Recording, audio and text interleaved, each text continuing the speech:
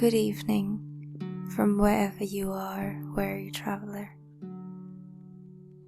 Whether it be morning, afternoon, or night on your part of the globe.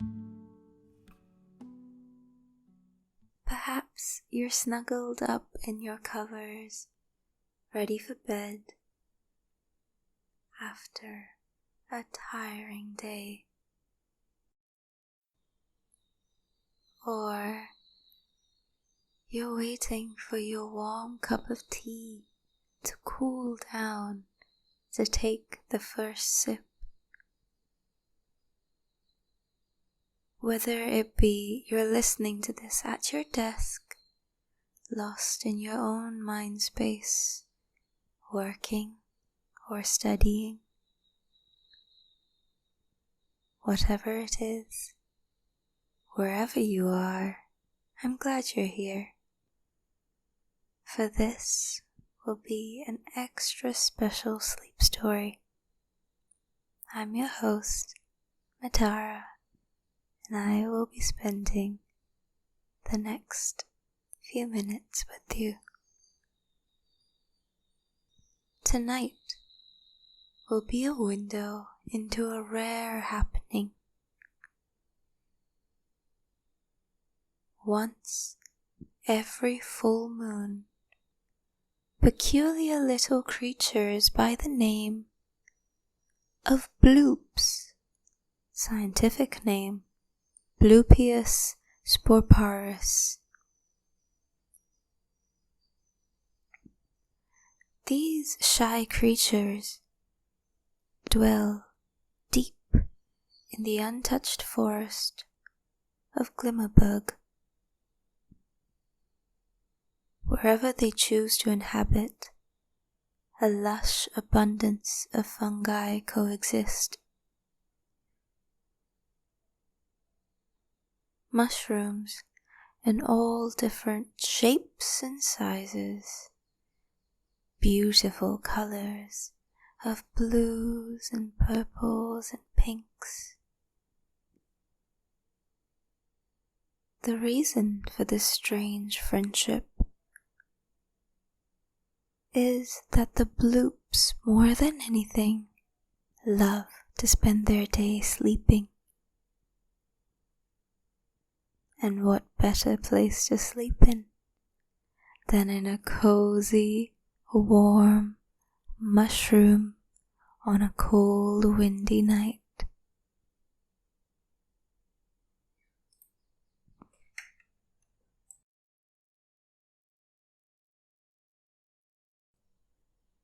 Those fortunate enough adventurers that catch a glimpse of a Bloop have all observed their homely lifestyle.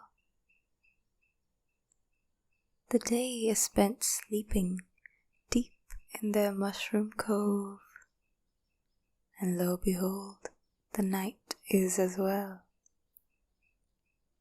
But those more daring of the Bloops come out at night to watch the stars glisten as they twinkle in the night sky.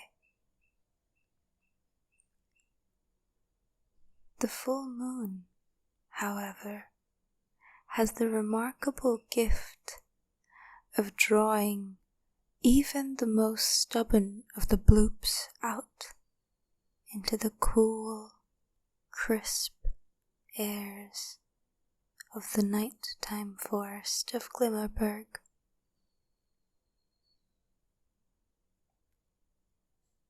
Legend goes that Bloops were originally inhabitants of the moon before they relocated and made Earth their home. Some say this was for the healing of the Earth. Like the mushrooms, Bloops communicate through the Earth itself. Not exactly the same way, but when they walk on the soil of the earth and their feet are connected to all life. Bloops are magical creatures. How they aid us, and even why they aid us, and our world is yet a mystery. But one thing is for certain: fauna and flora flourish wherever they go. That includes us humans too. What seems to be the leader, the lumpiest looking bloop, sit atop the largest mushroom cap, home to most of the community of the bloops. More individual bloops reside in their own mushrooms, close by, but much smaller than the chief's mushroom. Lazily, they watch the night sky, the deep blues of the floating ocean. Occasionally, a lone cloud would pass by, and in sync, all their little eyes would glisten and their heads would follow its gaze. As the cloud drifts out of their vision,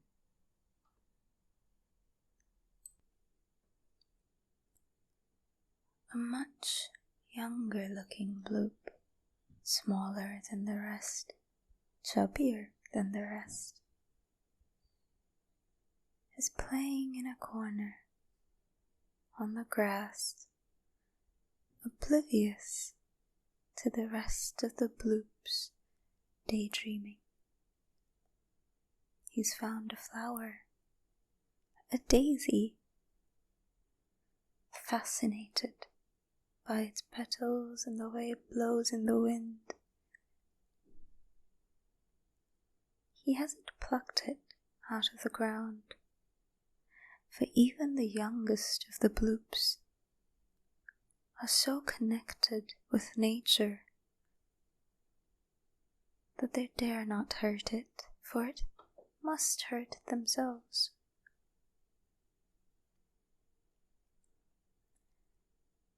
Instead, this young bloop sits on the grass beside it, and as the flower gently sways with the wind, so do they, rocking left and right, gently with the wind and with the daisy.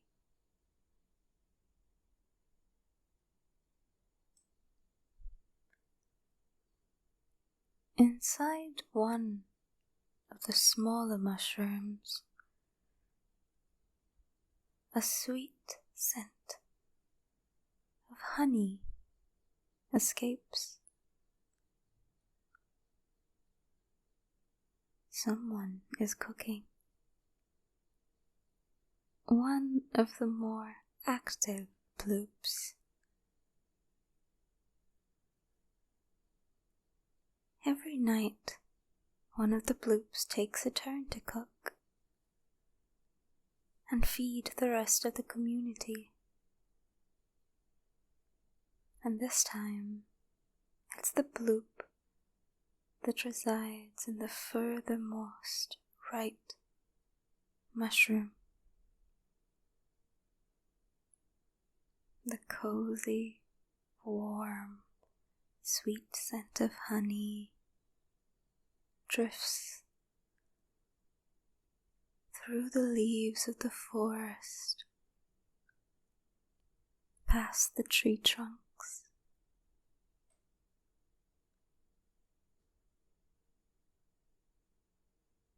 what normally scares the villagers from the forest of Glimmerberg. It is ironic that within the heart of the forest exists this snug little community, a safe space for anyone who decides to enter.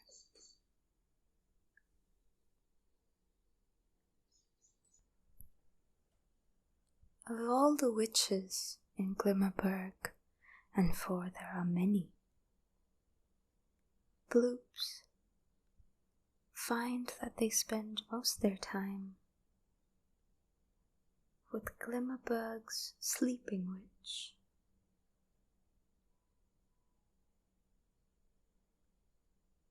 A blue-cloaked witch who spends most of her day, if not all,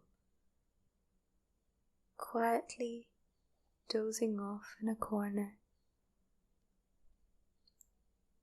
Some say she is the most powerful of her realm, but most say that she's just lazy. But we'll never know. The Bloops, on the other hand, seem to love her, and so she is present here today among the Bloops. Not near a mushroom cap, instead by the trees, at the bottom of a large redwood tree, drifting off into a deep sleep. And wherever Sleeping Witch goes, sleep follows. So as the clock ticks, ticks, ticks, deeper into the night, and the full moon has now left the peak that it was once at, and has started to gently flow down. The eyes of our little Bloops begin blinking very softly, one by one.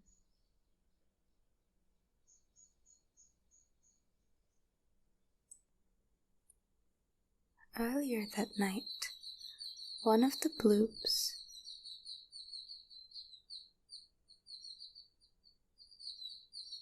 used this as an opportunity to go foraging for berries to sustain the next month's sleep cycle for the rest of the Bloops. And after a few hours he has now returned, also sleepy and ready for bed, with a basket overflowing with all kinds of berries: blueberries, raspberries, mulberries. He lazily walks up to the chief mushroom and climbs in a little hole into the mushroom along with his berries.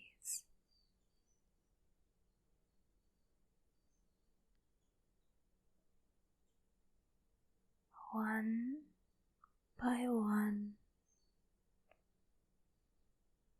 the Bloops retire till the last one has begun dozing off on top of the mushroom and forgotten to go in. After about an hour or so, when the cold winds have gotten even chillier and that singular bloop has begun to shiver a little bit. He wakes up, barely, and stumbles in to his mushroom, snuggling deep in the covers, turning off the last warm-toned light and drifting into a deep, deep slumber filled with beautiful dreams and cozy adventures.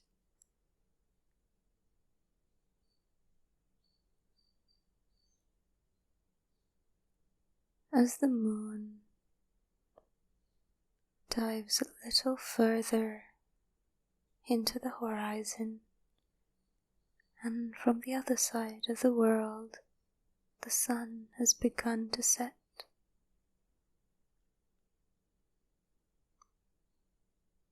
It is still pitch black and deep in the night,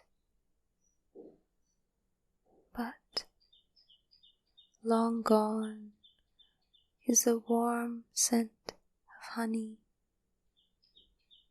that has drifted further and further into the forest, and all evidence of the bloops even existing.